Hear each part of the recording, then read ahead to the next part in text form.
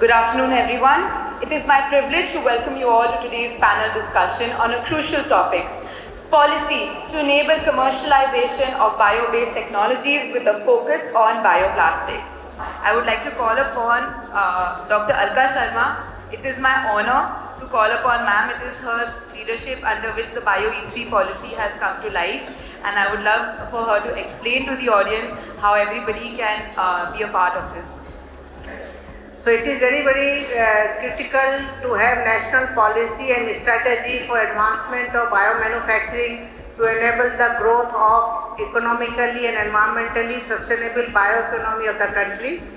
So realizing the importance of this, the Government of India through Department of Biotechnology has now approved this policy, Bio E3 policy for fostering high performance biomanufacturing. So this is an integrated Bio E3 policy that will facilitate to create innovative solution for fostering the growth of bioeconomy, scale up and commercialization of bio-based products, reducing, reusing and recycling of waste materials, expanding India's cohort of highly skilled workforce, driving surge in job creation and intensifying entrepreneurship momentum, and also setting up a biomanufacturing hubs. Now I think we can move on to the panel discussion and have some inputs from the other members. So I have a common question which I would like that everybody would just spend maybe 1 minute on from your own perspective. So distinguished panelists, as India advances towards a more sustainable future, the commercialization of bio-based technologies and bioplastics is emerging. What do you think in your particular sphere is to be done in order to commercialize bioplastics at a much larger scale than what it is right now? So I think first I would like to direct the question to Dr. Vandana, who is actually representing from chemicals and petrochemicals.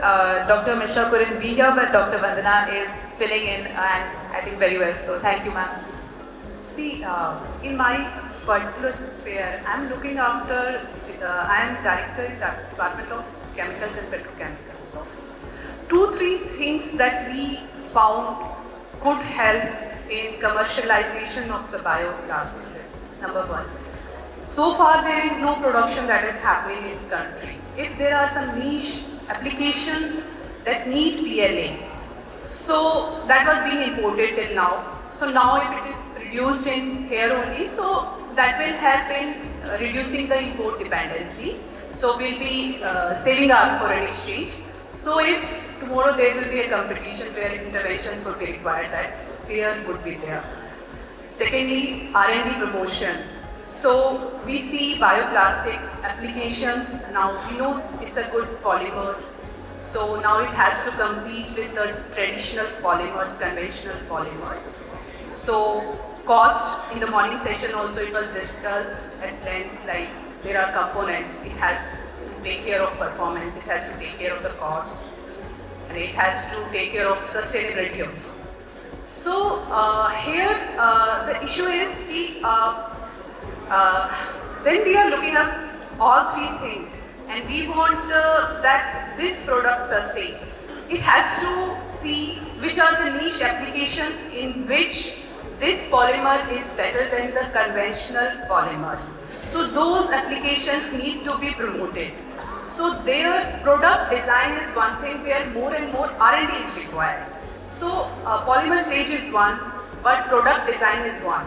More and more R&D, creating such products which cater to the pharma industry, which cater to the packaging industry, which takes care of their three components of cost, sustainability and performance. So that is the sphere which in the downstream would be required. We, from the BCPC, we promote Center of Excellence where research happens. So right now CIPIT is also doing some research projects on that. We would like to promote more and more such research and development happening so that one component which is sustainability, which can be addressed. So these are the two major points that was coming under our purview. I would like to now direct the question to Dr. Divya Sinha. What do you feel, ma'am, in terms of commercialization of bioplastics and compostables, what is the CPCB's take on how this should happen? I'd just like to inform that over the past couple of years, maybe 5 years, a series of interventions have been made at the level of MOEFCC as well as CPCB to promote the compostable plastics. And we have seen an exponential rise in the production of compostable manufacturing in the country, which has grown from almost nil in 2018 to now we have more than 8 lakh tons of the manufacturing capacity of the compostable plastics in India is around 8 lakh tons as on date. So this has been possible due to interventions from all the sides. First, the single-use plastics have been banned, but the compostable plastics have been permitted in India, and also for the packaging, the thickness is not there. A major hindrance in this was the availability of the raw material for the manufacturing of the compostable plastics. And with the present launching event, if the raw material is being launched indigenously in the country, I think that particular hindrance will be overcome. And we will see many more companies and many, not only looking at the capacity and the potential of consumption in the country.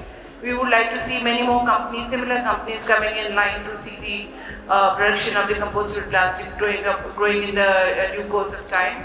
What emphasis is now needed is, like it was discussed in the morning session, was the downside. How do we collect and recycle so that it does not become another nuisance, that we do not know what to do with the compostable plastics which is being introduced in the country. So strengthening of, we have already, in addition to the banning of single-use plastics and specifying the thickness of the plastic packaging, also now even the compostable plastics have been brought under EPR. But EPR, this remains still an hindrance, like we have very few recycling facilities in the country which would basically which are into composting or recycling of these the plastic waste. So that needs to be taken up at a parallel level so that this does not burgeon into a bigger problem in the country. And truly I must commend the MOEF's efforts in the mandate of compostables in 19 single-use items. It has come out of this ministry, and the enforcement is also pretty strong. So I would like to congratulate you on that and really thank you for your insights. Good afternoon, everybody. I am Dr. John C. George, coming from DRDO. Our institute is Defence Institute of Biodefence Technology in Mysore. Basically, we are doing a lot of R&D for the development of operational versions for our armed forces, especially when they are going for any operations or war kind of situations. They have to depend on ready-to-eat food products. So basically, our mandate was to develop such things. So in order to develop such product, we have to use several specialty polymers for packaging applications. Several multi-layer materials were used. So we face the critical issue how to recycle it, especially when they are operating in far-flung areas or high-altitude areas. There is no way to bring back the material or recycling it. So there was a strong desire that we have to depend on some bioplastics which will not create any problem to the environment. Over to you, Professor Katyar. So Professor Katyar, I have to say, has already bought 30 technologies from IIT Guwahati in this space to market. So sir, I think nobody better than you to address which are the markets that are prime for commercialization already, even with all the factors and all the concerns which are already raised here. And first of all, I would like to congratulate BCML for coming up with the bioplastic, especially the polylactic acid technology. And I am one of the most happiest today because since last 20 years, I think maybe 20 years ago, I made a polylactic acid first time in my lab. And since then, I have seen all this journey that how this kind of this class of a biodegradable plastic has to come to the real world. And thankfully, that today we are here, that we can see that the commercialization footprint of polylactic acid we may see due course of time. This is a wonderful material what I have seen. As far as it has mentioned, as far as raw material are concerned, that most of the time these biopolymers, the raw material comes from petrochemical feedstock. We have to, like the Department of Biotechnology has to see to make these raw material, basically monomers from the bio feedstock in order to shorter the carbon cycle.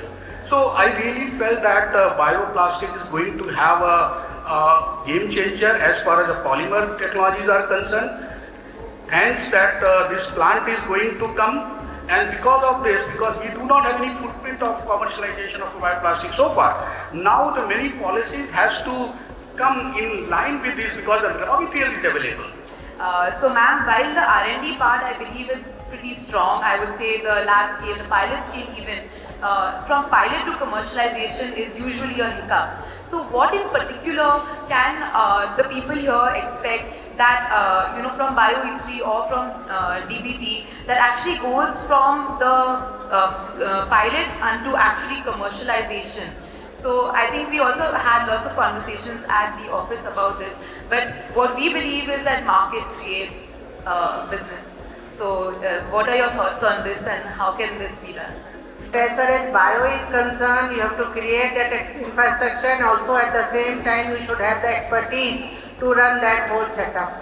So just to deal with her question, that this is something that this policy will do, and this is a futuristic policy first of all, and it is going to address all these kind of things where the till pilot and from pilot to pre-commercial and then commercial. So this policy will deal up to pre-commercial, because commercialization is not the mandate of the biotechnology to support.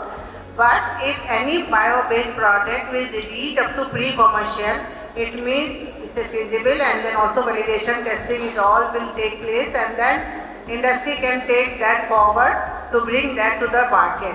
I think that brings me to my next question to Mr. Manoj Singh ji. Sir, I think that UP's second part of the policy talks about a bioplastic cluster. So we would like that if you could tell everybody in the audience, because this room is full of compounders and converters and flag bearers of bioplastic, that what the cluster can offer them and what stage it is in today. Okay.